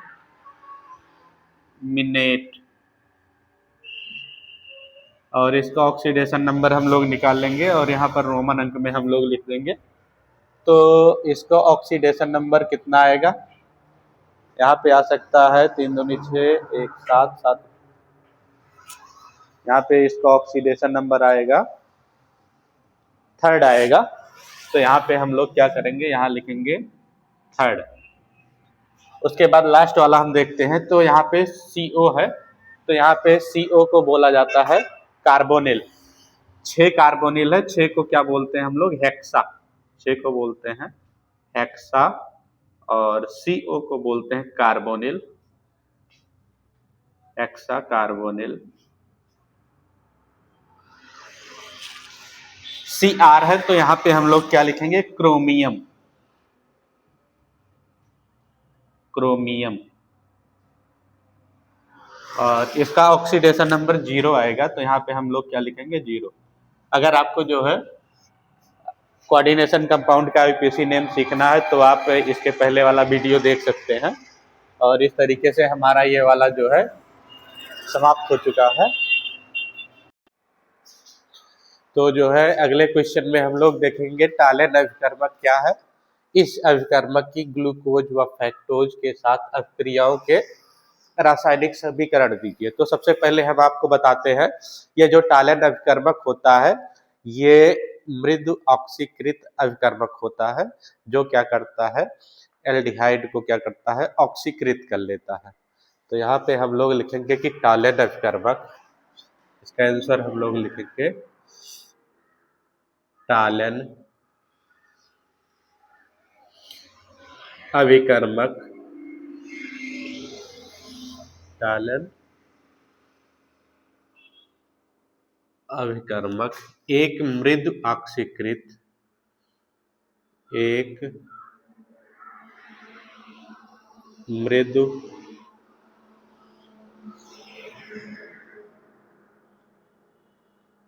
ऑक्सीकृत क्या होता है? एक मृदु ऑक्सीकृत अभिकर्मक होता है, जो क्या करता है? जो जो CHO समूह को ऑक्सीकृत कर लेता है और स्वयं क्या करता है? चांदी में क्या होता है? अपचयित हो जाता है। ऑक्सीकृत अभिकर्मक होता है।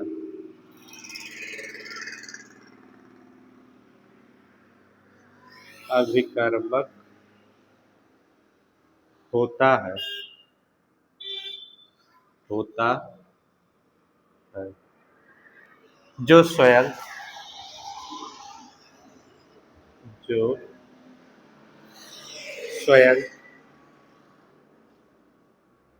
एल्डिहाइड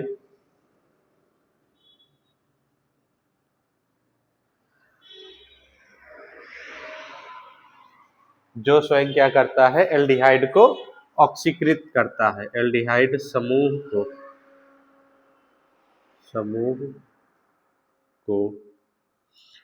ऑक्सीकृत करता है,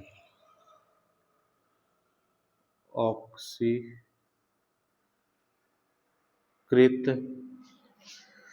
करता है,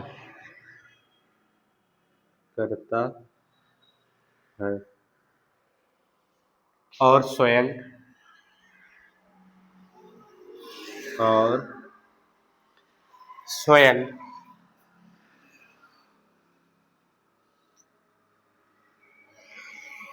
क्या करता है? चांदी में अपचयित हो जाता है या अवक्षेपित हो जाता है कह सकते हैं। और स्वयं चांदी में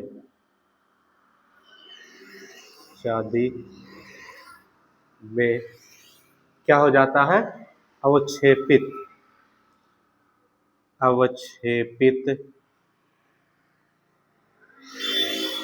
हो जाता है, हो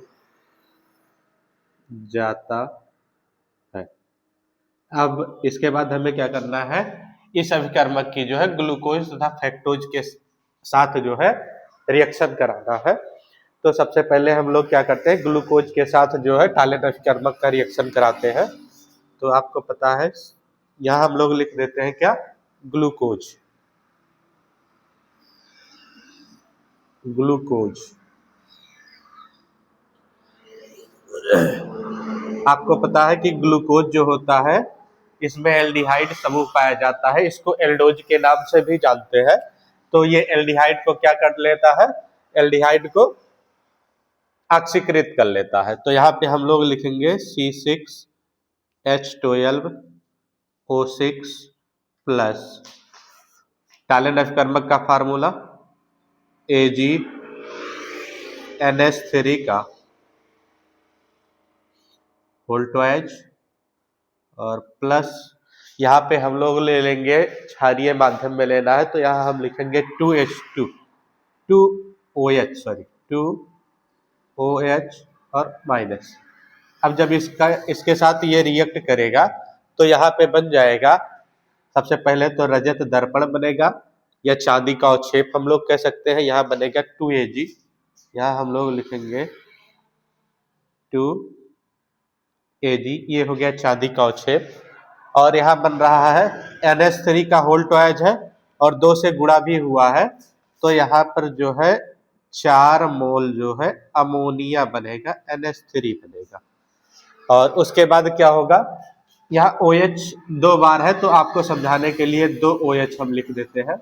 तो यहाँ क्या होगा, ये बन जाएगा H2O, क्या बन जाएगा, H2O बन जाएगा। और उसके बाद एक ऑक्सीजन जो बचा हुआ है ये इसके साथ जुड़ जाएगा और ये बन जाएगा C6H12O7।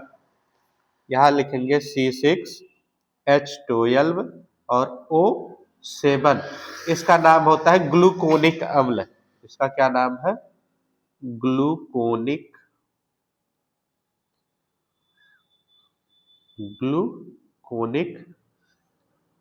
अम्ल। अब इसके बाद जो है अगर हम फ्रक्टोज के साथ रिएक्शन इसका कराते हैं तो फ्रक्टोज जो है क्षारीय माध्यम में जो है ग्लूकोज में बदल जाता है। फ्रक्टोज क्या करता है, क्षारीय माध्यम में ग्लूकोज में परिवर्तित हो जाता है और ये जो है आसानी से जो है टालेन अभिकर्मक के साथ रिएक्शन कर लेता है। तो सेम ही रिएक्शन हमारा बनेगा। अगर यहाँ पे हम लोग लिखेंगे फ्रक्टोज, यहाँ हम लोग क्या लिखेंगे, यहाँ लिखेंगे फ्रक्टोज, तो फार्मूला तो सेम ही होता है तो रिएक्शन भी सेम ही बनेगा। यहाँ लिखेंगे C6H12O6 प्लस 2AgNH3 का होल ट्वाइज, ब्रैकेट बंद, और फिर यहाँ पे हम लोग क्या लेंगे, OH और OH, क्योंकि 2OH लिखो या फिर 2 बार आप लिख दीजिए, बात एक ही है। अब जब इसका रिएक्शन कराएंगे तो यहाँ क्या बन जाएगा, यहाँ ये बन जाएगा H2O, यहाँ ये चांदी का जो है रजत दर्पण बन जाएगा। तो यहाँ हम लोग लिखेंगे H2O और रजत दर्पण को हम लोग यहाँ पर लिख लेते हैं, यहाँ लिखेंगे 2Ag और उसके बाद जो है NH3 2 यहाँ पे है, 2 से गुणा हुआ है तो यहाँ 4 मोल जो है NH3 बन जाएगा। और एक ऑक्सीजन जो ये बचा हुआ है ये ऑक्सीजन इसके साथ फिर जुड़ जाएगा जैसे इसमें जुड़ा हुआ था, तो यहाँ पे क्या बन जाएगा C6H12O6। इस तरीके से जो है ये वाला हमारा क्वेश्चन कंप्लीट हो चुका है। अगला क्वेश्चन हम लोग देखेंगे, अगर आपको स्क्रीनशॉट लेना हो तो ले सकते हैं। धन्यवाद। अगला क्वेश्चन हम लोग देखेंगे क्या होता है जब दिया गया है, पहला क्वेश्चन इसमें दिया गया फिनाल जो है Br2 के साथ अपक्रिया करता है। तो हमें क्या करना है, फिनाल की अपक्रिया ब्रोमीन के साथ करवानी है। तो यहाँ पे हम लोग पहले फिनाल लिखेंगे, फिनाल जो है बेंजीन के ऊपर क्या होता है, OH होता है, ये हो गया फिनाल। और इसकी अभिक्रिया जो है Br2 के साथ करानी है। तो यहाँ हम क्या करेंगे, 3 मोल Br2 ले लेंगे और इसका रिएक्शन जब हम लोग कराएंगे तो इस चीज का हम लोग ध्यान देंगे कि यहाँ पर जो रिएक्शन होगा वहाँ आर्थो से, दोनों आर्थो से और पैरा से जो है हाइड्रोजन विस्थापित होते हैं और ब्रोमीन यहाँ आके जुड़ जाता है। तो एक Br इसके साथ जुड़ जाएगा, HBr बन जाएगा, एक Br इसके साथ जुड़ जाएगा, HBr बन जाएगा, तीसरा Br इसके साथ जुड़ जाएगा और यहाँ पे बन जाएगा 3H और Br बन जाएगा और बाकी 3 Br जो बचे हैं, टोटल यहाँ पे 6 ब्रोमीन है, 3 दूनी 6 और 3 ब्रोमीन जो है यही तीनों हाइड्रोजन के स्थान पे जुड़ जाएंगे। पहले तो यहाँ पे फिनाल बना हुआ है, हम लोग फिनाल बना लेते हैं। ये हो गया फिनॉल और यहाँ से हाइड्रोजन निकला था तो एक Br यहाँ जोड़ेंगे, एक हाइड्रोजन यहाँ से निकला हुआ था, एक Br यहाँ जोड़ेंगे, एक हाइड्रोजन यहाँ से निकला था, एक Br यहाँ जोड़ेंगे। अब इसका नाम क्या हो जाएगा, यहाँ इसका नाम हो जाएगा 2, 4, 6। क्या हो जाएगा 2, 4, 6 और 3 ब्रोमीन को हम लोग क्या बोलते हैं, ट्राई ब्रोमो बोलते हैं। तो यहाँ पे हम लोग लिखेंगे ट्राई ब्रोमो और फिनाल है तो यहाँ पे भी हम लोग फिनाल ही बोलेंगे। तो यहाँ हो जाएगा ट्राई ब्रोमो फिनाल, 2, 4, 6 और ट्राई ब्रोमो फिनाल हो जाएगा। अगला हम लोग देखेंगे फिनाल का एसिटिलीकरण जो है पिरिडीन की उपस्थिति में कराना है। तो फिनाल का सबसे पहले हम क्या करेंगे, एसिटिलीकरण का मतलब CH3COCl के साथ इसका रिएक्शन कराना है। तो यहाँ हम लोग लिखेंगे फिनॉल, यही नीचे ही लिख लेते हैं। यहाँ हम लोग क्या करेंगे, फिनॉल ले लेंगे, ये हो गया फिनॉल और इसका रिएक्शन हमें किसके साथ कराना है, एसिटिलीकरण कराना है, CH3COCl के साथ कराना है। तो यहाँ पे लिखेंगे प्लस CH3 और CO और यहाँ पे क्या लिखेंगे Cl। अब यहाँ से क्या होगा, ये वाला H और ये वाला Cl आपस में जुड़ जाएगा और साइड प्रोडक्ट के रूप में हमारा क्या बन जाएगा, HCl बन जाएगा और बाकी कंपाउंड जो है इसी के साथ जुड़ जाएंगे। अब यहाँ बेंजीन और O बचा हुआ है तो यहाँ पे हम लोग क्या करेंगे, बेंजीन बनाएंगे और बेंजीन के ऊपर COO हो जाएगा। यहाँ पे यहाँ लिखेंगे COO और CH3 है तो यहाँ पे लिखेंगे CH3। इस तरीके से जो है ये वाली अभिक्रिया हमारी कंप्लीट हो जाएगी। और अब अगली अभिक्रिया जो हमें देखनी है, फिनाल की अभिक्रिया जो है PCl5 के साथ कराना है, या कह सकते हैं फिनाल को PCl5 से गर्म करना है। तो अब यहाँ पे हम लोग फिनॉल लिख लेते हैं। तो फिनॉल का आपको फार्मूला पता है, क्या होता है, बेंजीन के ऊपर जो है OH, ये हो गया फिनॉल। इसका रिएक्शन PCl5 के साथ कराते हैं और जैसे ही PCl5 के साथ रिएक्शन कराते हैं तो ये H और Cl मिलके HCl बन जाएगा और बेंजीन के साथ Cl जुड़ेगा तो बेंजील क्लोराइड बन जाएगा, बेंजीन क्लोराइड या क्लोरोबेंजीन कह सकते हैं। अब हमारे पास जो है 3 Cl बचा है क्योंकि एक Cl बेंजीन के साथ हम बना चुके हैं, एक H के साथ बना चुके हैं, टोटल 5 था, 5 में से 2 निकल गया, 3 बचा है। अब हमारा क्या बनेगा, PO और 3 Cl मिलके बन जाएगा POCl3। इस तरीके से ये वाला हमारा रिएक्शन कंप्लीट हो गया। इसमें हम लोग देखेंगे फिनाल का रिएक्शन NaOH के साथ कराना है। अब यहाँ क्या होने वाला है, H और OH मिलके यहाँ H2O बन जाएगा और उसके बाद बेंजीन और O है तो हमने बेंजीन और O लिखा और इस अभी Na बचा हुआ है तो यहाँ पे हमने Na लिख दिया और ये इस तरीके से जो है हमारा ये वाला भी रिएक्शन कंप्लीट हो गया। अगला रिएक्शन हम लोग देखेंगे, इससे पहले आप लोग जो है एक स्क्रीनशॉट ले लीजिए। एक और लास्ट बचा हुआ है, क्या होता है जबकि फिनाल व मेथिल एल्कोहल के मिश्रण की वाष्प को जो है तप्त थोरियम पर प्रवाहित की जाती है। तो सबसे पहले हम लोग लेंगे फिनॉल, तो यहाँ हम लोग लिखेंगे फिनॉल, ये हो गया फिनॉल, और प्लस हमें क्या लेना है, यहाँ हमें लेना है मेथिल अल्कोहल।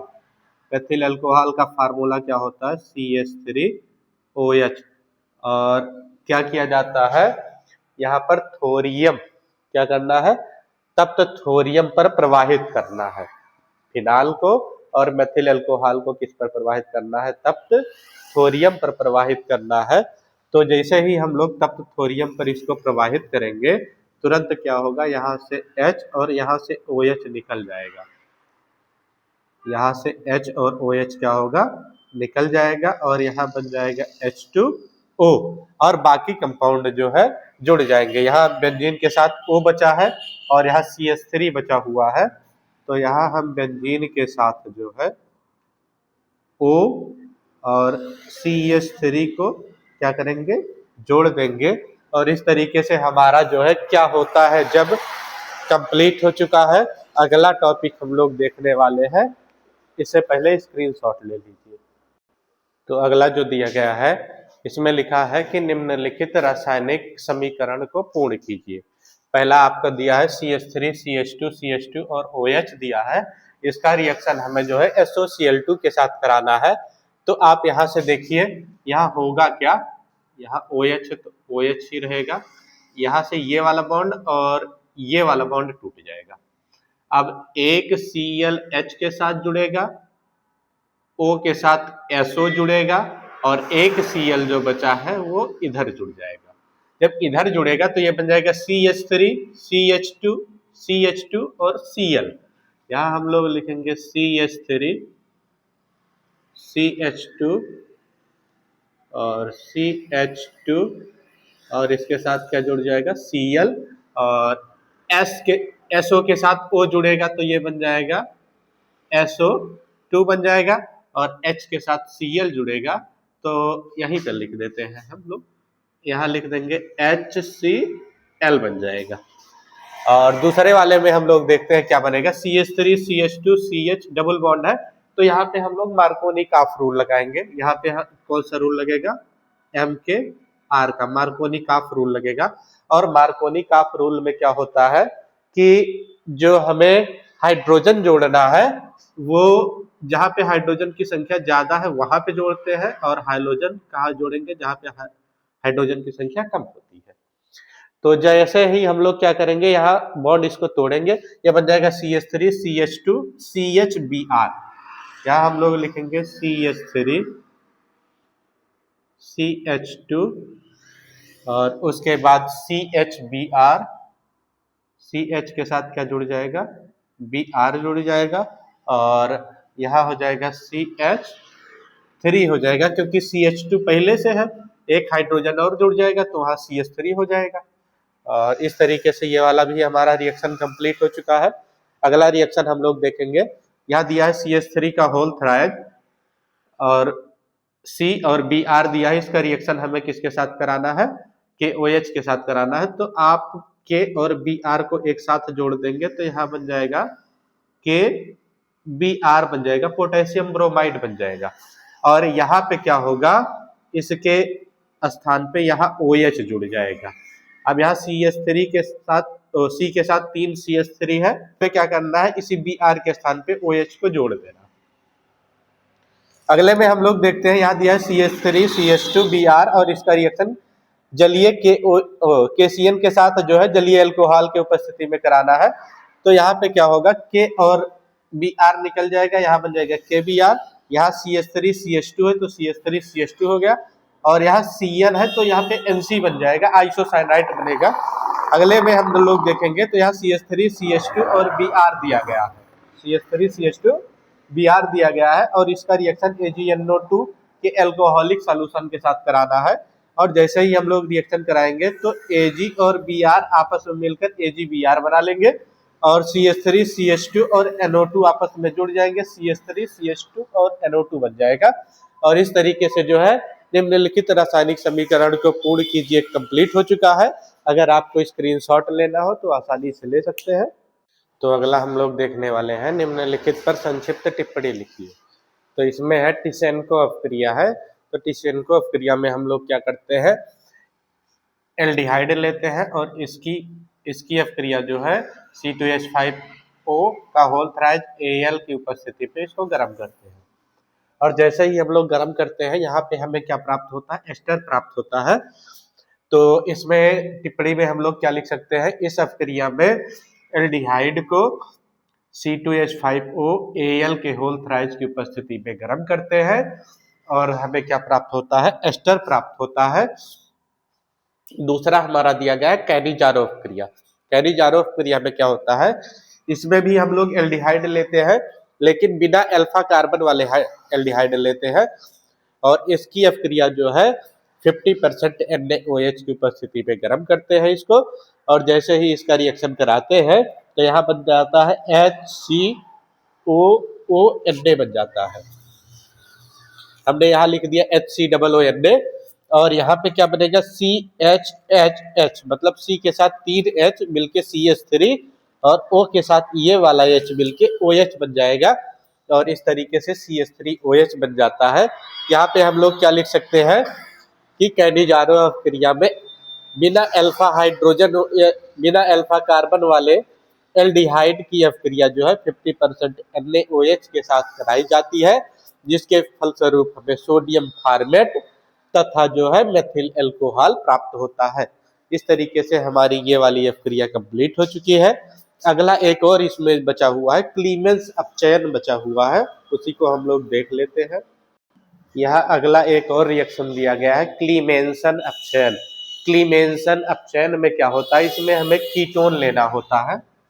यहाँ पे हम ले लेते हैं C डबल बॉन्ड O और इनको हम जोड़ देते हैं CH3 या एल्किल ग्रुप के साथ हमें जोड़ना होता है। तो हमने ले लिया कीटोन और इसका जो है अपचयन कराना है, तो यहाँ पे हम लिख देते हैं 2H। अपचयन का मतलब होता है हाइड्रोजन के साथ क्रिया। यहाँ पे हम लोग हाइड्रोजन को बढ़ा देते हैं, तो यहाँ पे क्या हो जाएगा, ये वाला बॉन्ड पूरा टूट जाएगा और 2 हाइड्रोजन इस साइड जुड़ जाएगा और 2 हाइड्रोजन इस साइड जुड़ जाएगा और यहाँ CH3 CH2 और CH3 बन जाएगा, CH3 CH2 और CH3 बन जाएगा और यहाँ पर जो है हमें H2O प्राप्त हो जाएगा और इस तरीके से हमारा जो है ये रिएक्शन कंप्लीट हो गया। अगर आप लिखना चाहते हैं तो अपने लैंग्वेज में आप लिख सकते हैं कि जब कीटोन का अपचयन कराया जाता है तो हमें क्या प्राप्त होता है, हमें एल्केन तथा जल प्राप्त होता है। जब कीटोन का क्या कराया जाता है, अपचयन कराया जाता है, तो हमें एल्केन तथा जल प्राप्त होता है। अगले रिएक्शन में हम लोग देखेंगे, लिखा है निम्नलिखित समीकरण को पूर्ण कीजिए। इसमें हमें दिया गया है एनिलीन और इसका रिएक्शन कराना CHCl3 और 3KOH के एल्कोहलिक सॉल्यूशन के साथ इसका रिएक्शन कराना है। तो आपको समझाने के लिए यहाँ हम क्या करते हैं, KOH को 3 बार लिख देते हैं क्योंकि यहाँ पे 3 लिखा हुआ है, तो यहाँ बन गया 3KOH और ये 3 Cl जो है इन 3 K के साथ जुड़ जाएंगे और यहाँ पे बन जाएगा 3KCl बन जाएगा।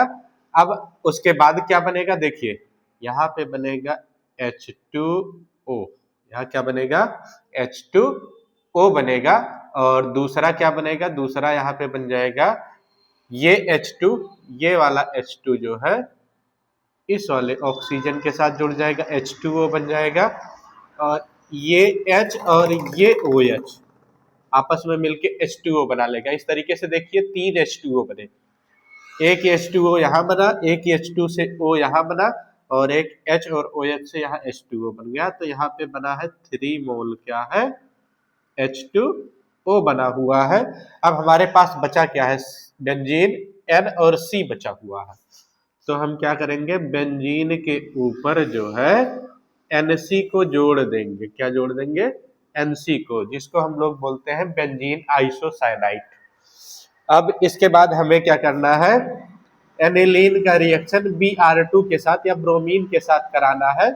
तो इस रिएक्शन को हम लोग कहते हैं ब्रोमीनीकरण। क्या कहते हैं, ब्रोमीनीकरण। और ब्रोमीनीकरण में क्या होता है, आर्थो और पैरा दोनों के कंपाउंड बनते हैं। अब कुछ नहीं होना है, एक बार आर्थो से हाइड्रोजन निकलेगा, Br के साथ जुड़ जाएगा और यहाँ बन जाएगा HBr बन जाएगा और ये Br इसी के साथ जुड़ जाएगा। तो यहाँ हम लोग क्या करेंगे, पहले बेंजीन बनाएंगे और बेंजीन बनाने के बाद यहाँ लिखेंगे NH2 और आर्थो पे हम लोग क्या जोड़ देंगे, Br जोड़ देंगे और यही सेम काम जो होता है पैरा का होता है। अब यहाँ पे क्या होना है, हाइड्रोजन अब की बार पैरा से निकलेगा तो ये इसी के साथ जुड़ेगा। तो यहाँ पे हम लोग क्या लिख सकते हैं, एमीन है तो एनिलीन है तो एनिलीन लिखेंगे, अब की बार पैरा पे ब्रोमीन को जोड़ेंगे और ये जो है लगभग 45% के आसपास बनता है और ये 55% के आसपास बनता है, या कह सकते हैं ये अधिक मात्रा में बनता है और ये कम मात्रा में बनता है। अगला हमें एनिलीन का रिएक्शन जो है इसके साथ कराना है, तो होगा क्या, यहाँ से आप बॉन्ड को तोड़ सकते हैं और यहाँ से जैसे बॉन्ड को तोड़ेंगे तुरंत क्या होगा, एक हाइड्रोजन जो है O के साथ जुड़ जाएगा और यहाँ पे क्या बन जाएगा, CH3 COO और H, जो यहाँ पे हाइड्रोजन जुड़ा हुआ है। तो यहाँ पे हम लोग लिख सकते हैं CH3 COO और H लिख सकते हैं। दूसरा कंपाउंड क्या बनेगा, पहले बेंजीन और NH बना लेते हैं क्योंकि बेंजीन के साथ NH जुड़ा है। तो यहाँ लिखेंगे प्लस और यहाँ पे बनाएंगे बेंजीन के ऊपर जो है क्या लिखेंगे, NH और NH के साथ ये क्या जुड़ जाएगा, CO और CH3। तो यहाँ पे हम लोग क्या लिखेंगे, CO और Cl3 और इस तरीके से ये वाला हमारा रिएक्शन कंप्लीट हो चुका है। अगला रिएक्शन हम लोग देखने वाले हैं, तब तक आप लोग क्या कीजिए, स्क्रीनशॉट ले लीजिए। इसके बाद जो है यही 2 रिएक्शन और हमारे बचे हुए हैं। यहाँ पे हम लोग क्या करेंगे, एनिलीन का रिएक्शन H2SO4 के प्रेजेंस में हमें कराना है या H2SO4 के साथ हमें कराना है। तो जैसे ही हम लोग क्या करेंगे, एनिलीन का रिएक्शन जो है H2SO4 के साथ कराएंगे तो यहाँ पे ये H2SO4 जो है टूट जाता है। तो यहाँ पे क्या बन जाएगा, यहाँ पे हम लोग लिखेंगे एनिलीन। एनिलीन क्या लिखेंगे, एक हाइड्रोजन यहाँ से यहाँ चलाएगा तो ये हो जाएगा NH3 और इस पर आ जाएगा एक प्लस चार्ज और प्लस का हमारा क्या बन जाएगा, HSO4 और माइनस चार्ज आ जाएगा इस पर। यहाँ हम लिखेंगे HSO4 और इस पर क्या आ जाएगा, एक माइनस चार्ज आ जाएगा और इस तरीके से जो है हमारा ये रिएक्शन कंप्लीट हो जाएगा। अगला हमें देखना है NH3 को, एनिलीन का रिएक्शन जो है एसिड क्लोराइड या एसिटल क्लोराइड के साथ कराना है। तो आपको पता है यहाँ से H और Cl निकल जाएगा और यहाँ क्या बन जाएगा, HCl बन जाएगा और COCH3 इसी के साथ जुड़ जाएगा। तो बेंजीन है तो बेंजीन हम लोग बना लेते हैं, इसके साथ NH बचा हुआ है क्योंकि एक हाइड्रोजन यहाँ से निकल चुका है और COCH3 है तो इसके साथ जोड़ देंगे CO और CH3 और इस तरीके से हमारा रिएक्शन कंप्लीट हो चुका है। अगर वीडियो आपको पसंद आए तो लाइक करिए, शेयर करिए और जो है सब्सक्राइब करिए चैनल।